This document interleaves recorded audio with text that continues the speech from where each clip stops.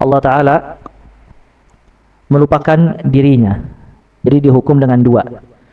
Kata Ibnu Al-Qayyim, yang pertama Allah melupakan dia, dan yang kedua Allah jadikan dia melupakan dirinya sendiri. Maksudnya Allah melupakan dia, artinya Allah biarkan, Allah tidak pedulikan dia, dan Allah sia-siakan. Ya, maka dia menjadi orang yang binasa tanpa bantuan Allah Azza wa Jalla. Dibiarkan dia. Kata Nabi SAW dengan para sahabatnya ketika sedang membuat parit Khandaq, laulallah mahtadaina wala sumna wala sallaina. Kalau bukan karena Allah, kita tidak bakalan dapat hidayah, kita tidak bakalan puasa, dan kita tidak bakalan salat. Artinya yang membantu kita untuk salat puasa siapa? Allah Azza wa Jalla. Yang memberikan hidayah kepada kita Allah Subhanahu wa Ta'ala. Cuma karena dia maksiat dan terus bermaksiat, akhirnya dia dilupakan oleh Allah. Ya, Subhanahu wa Ta'ala tidak dibimbing menuju kebaikan dan ketaatan. Kata Allah Azza wa Jalla, walaula fadlun minallahi wa rahmatu ma zaka minkum min ahadin abada walakinallaha yuzakki man yasha. Kalau bukan karena keutamaan dari Allah dan juga rahmatnya, tidak mungkin salah seorang di antara kalian mensucikan dirinya. Tapi Allah lah mensucikan kepada hamba-hambanya siapa saja yang Allah kehendaki. Ya, artinya dia tidak bisa mensucikan dirinya. Dia ketika berbuat maksiat, misalnya minum khamar, nggak bisa ninggalin khamar dia.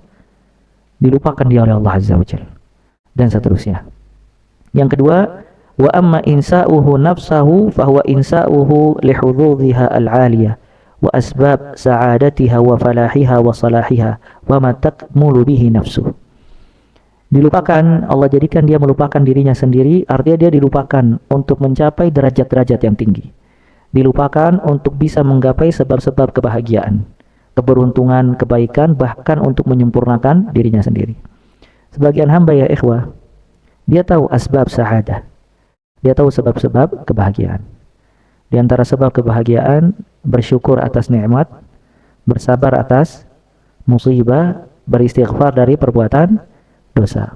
Dan ini pernah kita bahas 3 poin ini di bulan Ramadan tahun lalu. Ya, dia tahu kalau nikmat itu wajib untuk disyukuri. Cuman kenapa dia sulit bersyukur? Kenapa makanan yang dia makan tidak dia syukuri? Kenapa harta yang dia dapatkan dari pekerjaannya jual beli tidak dia syukuri? Dia selalu melihat si fulan dan si alan, Allah tidak bimbing dia untuk bersyukur. Maka nikmat yang ada pada dirinya tidak terasa menjadi nikmat karena tidak ada syukur. Dia ditimpa musibah, dia tahu nggak ada yang bisa dia lakukan kecuali apa?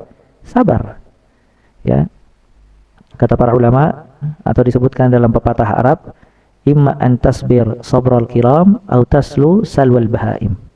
Kalau kamu ditimpa musibah, imma an tasbir sabral kiram, imma kamu sabar sabarnya orang yang terhormat atau mulia, atau antaslu salwal bahaim, atau kamu akan tenang dengan sendirinya sebagaimana hewan ternak. Ya, dia tahu harus sabar, tapi kenapa dia tidak bisa sabar? Setelah 2 pekan baru sabar dia. Ya, karena dia tidak dibantu oleh Allah untuk sabar, tidak dihadirkan oleh Allah ayat-ayat tentang sabar, tidak dihadirkan oleh Allah hadis-hadis tentang sabar, tidak dibimbing hatinya untuk bisa sabar. Lihat subhanallah, dilupakan dia oleh Allah Azza wa Jalla. Bahkan kadang ini terjadi kepada para penuntut ilmu syar'i. Dia belajar, dia nuntut ilmu, dia khatam bab sabar, dia sering membaca ayat-ayat sabar, dia sering membaca hadis-hadis tentang sabar. Tapi ketika ditimpa musibah nggak ada prakteknya dia. Kenapa ya ikhwah? Karena maksiat yang dia lakukan. Akhirnya dia tidak dibantu oleh Allah untuk bersabar. Nggak dibantu dia untuk bersabar menerima takdir, bersabar di dalam menjalani ketaatan, bersabar di dalam menjauhi maksiat dan yang lainnya. Sebagian orang mengetahui tentang takdir. Kalau takdir semua hamba dicatat oleh Allah Azza wa Jalla. Kullun maktub, semuanya telah dicatat. Ya. Cuman ketika terjadi satu hal, kenapa dia tidak bisa menghadirkan ilmu dia tentang takdir? Kenapa dia tidak mengucapkan qaddarallah wa ma syaa fa'al? Ya, kenapa dia tidak beriman kepada takdir? Karena dilupakan dia oleh Allah Subhanahu wa Ta'ala.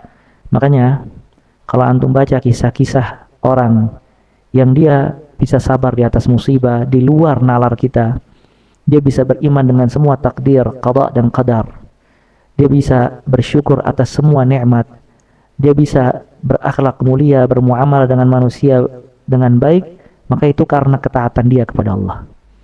Semakin dia taat, semakin dia saleh, semakin banyak dia mendapatkan bantuan dan taufik dari Allah Azza wa Jalla. Semakin dia maksiat, semakin dia jauh dari Allah, maka semakin sedikit taufik dan bantuan dari Allah Azza wa Jalla. Ya.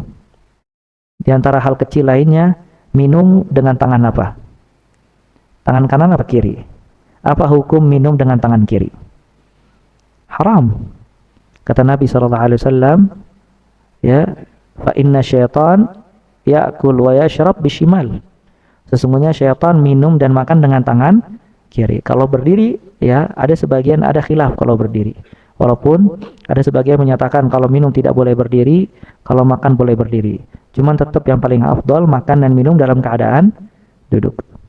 Cuman kalau minum haram. Minum tidak boleh minum dengan tangan kiri. Tapi lihat subhanallah. Antum lihat berapa banyak orang minum dan makan dengan tangan kirinya. Nggak mungkin dia tidak tahu hadis atau larangan tentang minum dan makan dengan tangan kiri. Karena semenjak dia kecil, anak-anak sudah dibimbing sama guru atau sama orang tua di rumah, kalau minum dan makan dengan tangan, kenapa dia masih pakai tangan kiri? Kurang taufik dari Allah Azza wa Jalla. Lihat, sampai hal yang kecil dan sepele saja dia tidak dibantu oleh Allah Azza wa Jalla. Itu sebabnya karena maksiat yang dia perbuat.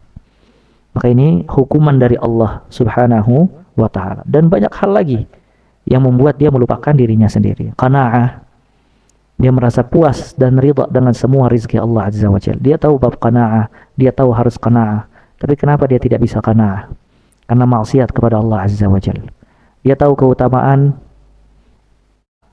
salat witir, tapi kenapa dia tidak salat witir? Karena maksiat kepada Allah Azza wa Jalla. Dia tahu keutamaan birrul walidain, berbakti kepada kedua orang tua, baik sudah wafat maupun masih hidup. Tapi kenapa dia tidak berbakti? Karena maksiat. Makanya maksiat membuat Allah melupakan dirinya, dan maksiat membuat dia melupakan diri dia sendiri. Artinya dilupakan dia oleh Allah tentang kemaslahatan dan kebaikan yang membuat dirinya bisa jauh lebih baik. Ya. Cuman karena maksiat akhirnya dijauhkan dia oleh Allah Azza wa Jalla. Na'udzubillah min dzalik.